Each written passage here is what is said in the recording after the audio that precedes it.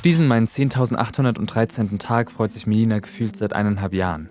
Wir schauen uns am Abend James Bond No Time to Die an, der immer wieder verschoben wurde, aber dazu später mehr. Ich erwarte, dass für diese fast 3 Stunden gut gemachte Action, Daniel Craig oben ohne, Frauen, die ordentlich andere Männer auf die Fresse hauen und Emotionen und Tiefgang, weil es der letzte Bond ist. Und für diese fast 3 Stunden, ich glaube, da haben sie sich einiges einfallen lassen. Wir haben beide frei und können gemeinsam frühstücken. Die Brötchen holen wir zu Fuß im 2 Kilometer entfernten Rüdesheim. Wir nutzen die Zeit, uns zu unterhalten. Außerdem ist so ein schneller Spaziergang gut für die Kondition und klimaneutral. Wir kommen an einer Reihe neu gebauter Häuser vorbei. Warum ist heute jedes Haus weiß mit schwarzen Fensterrahmen? Ich weiß, dass es günstiger ist, ein Standardhaus zu bauen, aber wäre nicht auch eine andere Kombination möglich? Die fehlende Individualität ist in meinen Augen verschenktes Potenzial. Ein Haus sagt doch auch etwas über die Menschen aus, die darin wohnen.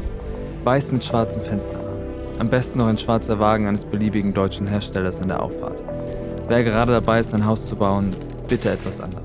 Nach dem Frühstück buche ich die Kinotickets und sammle ein paar Informationen zum 25. James Bond-Film No Time to Die. Der Regisseur Cary Fukunaga ist der erste Amerikaner, der einen Bond dreht. Er führte bei der Serie True Detective Regie und schrieb am Drehbuch von S aus dem Jahr 2017 mit. Daniel Craig wollte nach Spectre keinen James Bond-Film mehr drehen, nahm aber 2017 dann aber doch das Angebot von 50 Millionen Pfund an. In den Drehorten wie zum Beispiel der italienischen Kleinstadt Gravina wurde mit mehr als 400 Mitarbeitern und über 800 Statisten gedreht. Bei den Dreharbeiten zu einer Szene, bei der ein Stuntman bei fast 100 km/h mit dem Motorrad über eine 7,5 Meter hohe Rampe sprang, wurden 32.000 Liter Coca-Cola im Wert von 60.000 Euro auf den Straßen der Stadt verteilt, um die Rutschgefahr auf dem Kopfsteinpflaster zu vermindern. Um Leaks zu vermeiden, wurden 3 unterschiedliche Enden gedreht. Nicht einmal die Darsteller wussten, welches in der fertigen Schnittfassung verwendet wurde. Nachdem der ursprünglich für die Filmmusik verpflichtete Komponist Dan Romer den Film wegen kreativer Differenzen verließ, übernahmen Hans Zimmer und Johnny Marr erstmals die Musikproduktion. Wie kann Hans Zimmer eigentlich so wahnsinnig produktiv sein? Die Dreharbeiten wurden am 26. Oktober 2019 abgeschlossen. Das Budget soll rund 250 Millionen US-Dollar betragen haben. Interessant ist die Frage, wie es mit der Marke James Bond weitergeht. In den letzten Jahren wurde schon einiges dafür getan, die charakteristisch klare Rollenverteilung aufzubrechen. Die Frage wird sein, wie Drehbuchautoren, Regisseure und Hauptdarsteller die Figur 007 modern interpretieren können. Regisseur Christopher Nolan sprach schon 2017 im Podcast Happy, Sad, Confused über die Möglichkeit, einen Bond-Film zu drehen und Tom Hardy als Hauptdarsteller. Wie grandios wäre diese Kombination? Ernsthaft. Du jetzt bitte losfahren. Ich will einmal mich nicht zum Kino hetzen müssen. No Time to Die. Die Zeit tickt. 7:30. 7:30, weil er fast 3 Stunden geht. Hoffen wir, dass die 3 Stunden gut gefüllt sind. Was sagst du zum Bond-Song? Hat dir ganz gut gefallen? Gar nicht. Ich finde halt das alles immer sehr langsam, aber das waren die letzten Bond-Songs, außer jetzt Jack White, immer. Skyfall war auch so richtig so lahm, also so langsam. Nicht lahm, langsam. Also ich hat halt voll reingepackt. Geht so Richtung Adele und Billie Eilish halt. Ja. Also ich fand's nicht schlecht. Ich weiß nicht, wie das sich in diesem... Obwohl, der Song selbst kommt ja nie im Film vor, sondern immer nur am Anfang und am Ende. Ja, deswegen. So what?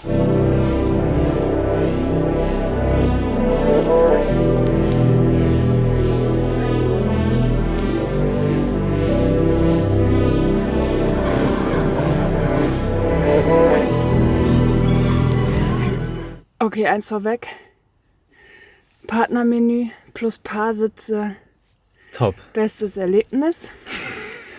Das sagen. Und der Film, ich soll es kurz und knackig halten, 9,5 von 10. Ich habe eine Träne vergossen, das Ende hat mich sehr berührt. Man bekommt das, was man erwartet. Das ist das, also du bekommst das, genau man erwartet, das. Aber halt in gut. Diese fast 3 Stunden haben sich nicht so angefühlt.